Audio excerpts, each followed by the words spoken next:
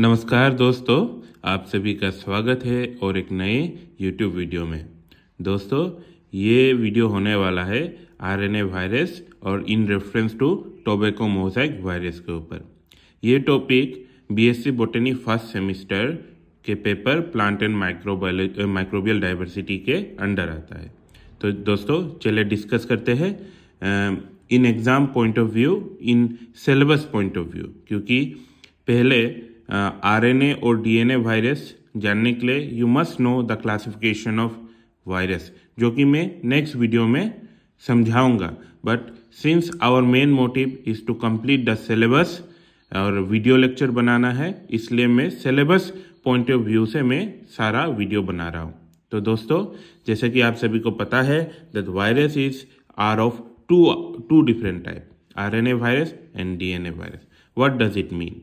Virus के genetic material दो प्रकार के होते हैं, आइदर इट इज डीएनए नहीं तो आरएनए। तो टोबैको मोज़ेक वायरस का जो न्यूक्लिक एसिड या जेनेटिक मटेरियल है वो होता है आरएनए। हम डीएनए वायरस के बारे भी डिस्कस करेंगे, but in this video will discuss about the tobacco mosaic virus. Now how this tobacco mosaic virus looks like. So देख सकते हैं, प्रीवियस वीडियो में मैंने ऑलरेडी आपको दिखाया था। यहाँ पर जो कैप्सिड का सिमेट्री है, how it looks like, it is spiral in nature. तो this is a structure of a protein coat और capsid. The length is 3000 angstrom. You can convert it into nanometer also. आप इसे nanometre में भी convert कर सकते हैं। इसका जो लेंथ होता है उसको 3000 आर्मस्ट्रॉम होता है।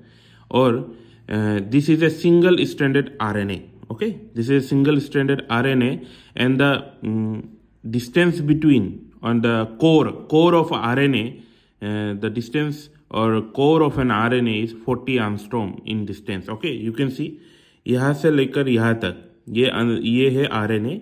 तो आरएनए का ये जो अंदर का रीजन है जहां पर थोड़ा सा पार्टिकल आप देख सकते हो, यहाँ पर थोड़ा सा पोर्शन कैप्सोमियर का भी आ चुका है। ठीक है, कैप्सोमियर का भी आ चुका है। तो कैप्सोमियर के बीच के रीजन का जो डिस्टेंस है वो है 40 आर्मस्ट्रॉम। और genetic material that is RNA के बाहर से लेकर ये ऑपोजिट डायरेक्शन तक होता है 80 आर्मस्ट्रॉम। ठीक है, और इसका लेंथ जो होता है ऊपर से नीचे तक, इसका डिस्टेंस होता है 3000 आर्मस्ट्रॉम। ठीक है, तो ये है आरएनए वायरस। यहाँ पर जो कैप्सिड का लेयर होता है ये स्पाइरल होता है, ट्यूब लाइक स्ट्रक्चर बनाता है, और एक एक यूनिट को हम कहते हैं कैप्सोमियर। अब हम डिस्कस करेंगे general characteristics of TMV virus.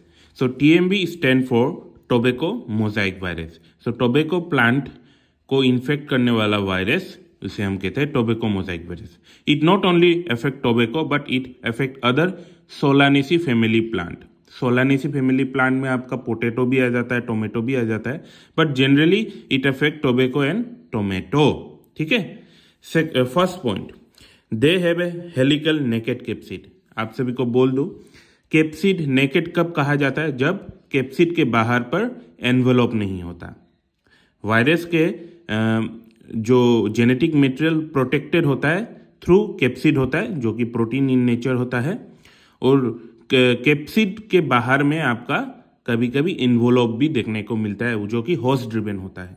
But here there is no envelope, so that is why it is known as the capsid. They have helical naked capsid. Okay, it has a rod shaped virus.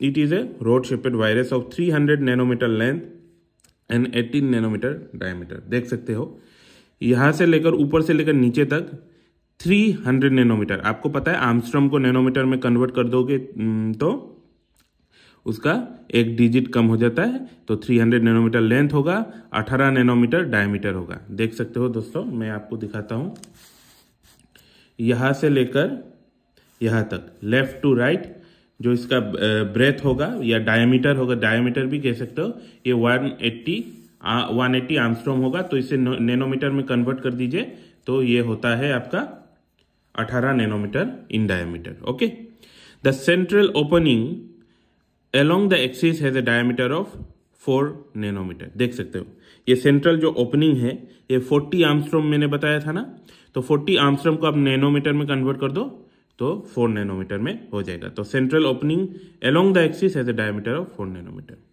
उसके बाद the capsid consist of 2130 identical capsomere.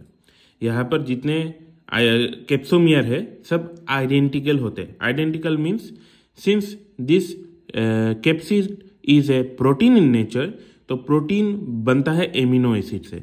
तो ये एक unit, यहाँ पर जितना unit है, यहाँ पर टोटल यूनिट है 2130 आइडेंटिकल कैप्सोमियर। सो यहाँ पर ये एक यूनिट को हम कहते हैं कैप्सोमियर।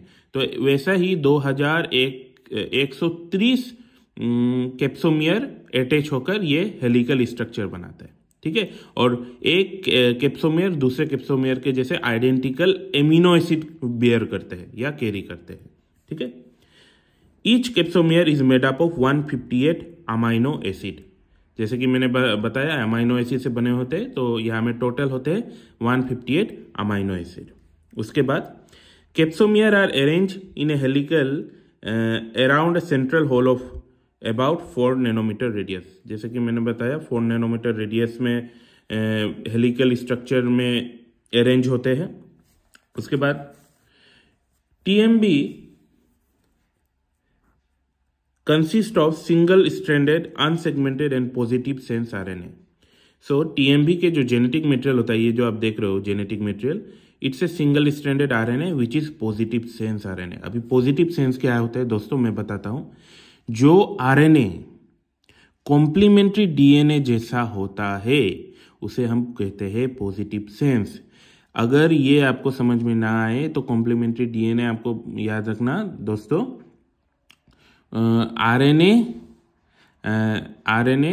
जब आपका डीएनए स्ट्रैंड के साथ कॉम्प्लीमेंट कर सकता है वो कॉम्प्लीमेंट्री डीएनए हम कहते हैं। तो बेसिकली ये पॉजिटिव सेंस आरएनए आपका कॉम्प्लीमेंट्री डीएनए जैसा होता है। ओके, सो कॉम्प्लीमेंट्री डीएनए जैसा होगा ये आरएनए का। और इसे और अच्छी तरह से समझने के लिए मैं आपको बता दूं कि वायरस का क्लासिफिकेशन का वीडियो मैं बनाऊंगा, तो वो जब मैं समझाऊंगा तो आप सभी को पता चल जाएगा कि पॉजिटिव सेंस क्या होता है, नेगेटिव सेंस क्या होता है, उसके बारे में डिटेल्स में बता दूंगा।